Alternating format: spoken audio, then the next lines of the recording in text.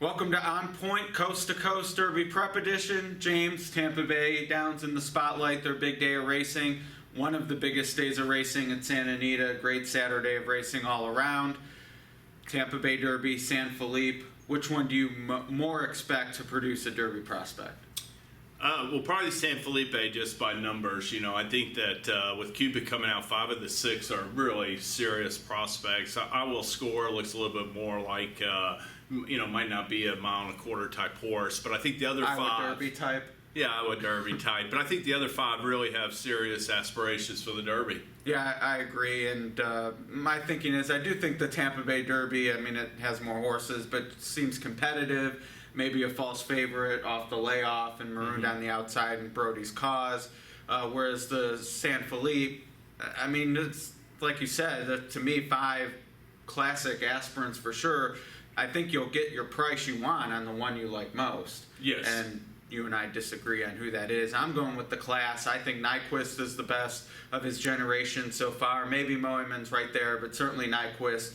And to me, Exaggerator was right there with him. He's going to be my pick, and here I like him as the second choice. Yeah, he's got a big chance in there. Obviously, he didn't draw the best post per se. Maybe it will work out well for them, but a lot of speed to his inside, and it'll be interesting to see if he drops back or goes wide in the turn, just sit right off the speed. I like Danzig Candy. Really been impressed by his maiden and allowance wins.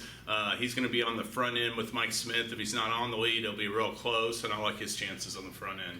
Yeah, he's absolutely one of the ones, and we didn't mention the morning line favorite who's more Spirit, but to me, more Spirit or Exaggerator win impressively. They're going to jump up a lot of people's polls, or at least be firmly cemented right behind Nyquist and Moeman.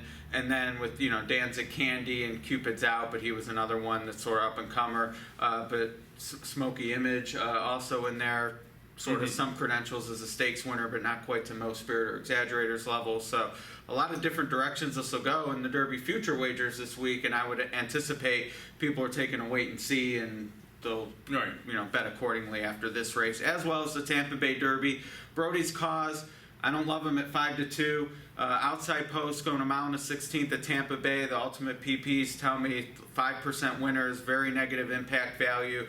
To me, even though he's a closer, I'm going to follow that trend, and I'm opposing him as the favorite. Well, I was just surprised to see Austin Banner enter that race. New Morning Fire would be in there, and he has speed from the rail post. But Austin Banner in post 10, really, his presence really benefits Brody's Cause in my eyes. He's going to drop back, make one run. Obviously, Destin, even Outwork, both have a look in there to me. And, Rafting ran a good second last time for Motion. So if Brody's Cause doesn't win, that race to me is just wide open, but I do think he'll get the perfect setup. Going back to more Spirit, I just look for him to finish strongly. He's going to be last in the early stages, and I think both horses don't have to win, but they're looking just to build upon a mile and a 16th race for the Derby. Sure. Next up would be Santa Anita Derby, or when you're Baffer, you have a lot of options. He likes to ship them out, so we'll see what happens after that. And the Tampa Bay Derby, be remiss. The Battaglia is this weekend, and I didn't handicap it, but it is the final prep for the Spiral, and I only mention it, though. I want to wish Mike Battaglia bon voyage from the announcer's booth. He's still going to be involved, which is great.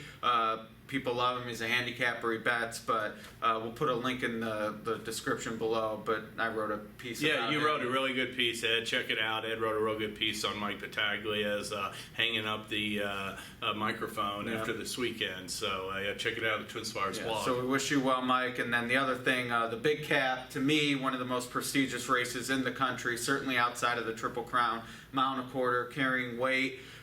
It's right there with the Met Mile for me in terms of handicaps. I don't love handicaps. I'd get rid of them except for those 2 races. And you kind of have an interesting pick in the big. Yeah, I just really think, Domworth ran a big race first time O'Neill for in the San Antonio, and that race had a lot of speed with Cap Burglar in there and another horse as well. The Big Cap doesn't have as much pace. I think he's going to be the horse to catch on the front end. He'll get away with a moderate pace up front. And FNX, he's the morning line favorite, but he's coming back off a layoff. Really tough task shipping to California. I mean, I hope he runs well, but I think he's beatable in that spot. All right, and I punted. I went with FNX. I went in really wanting to beat him. I couldn't make a case for anyone else, but 2-1 is my floor. If he's less than that, I'll either pass or have to look elsewhere. But should be a great race, even if it doesn't have the big names we're accustomed to seeing some years. But it is the big cap, and with the heavy hitters overseas, the winner of this can maybe go on a little run, and he'll be the one they'll have to beat when they all come back. So it's a big race. Looking forward to it. Looking forward to the Derby preps, and I'm sure James will tweet out his observations after the fact. Absolutely, yeah, and I'll be writing a blog just previewing the stakes as well. So really looking forward to the cards as you mentioned. All right, and I need to find a winner for the Dream Bet. You're already qualified. I'm still trying, so hopefully we'll get to it this weekend. But that's all for now. We'll be back next week for the Rebel.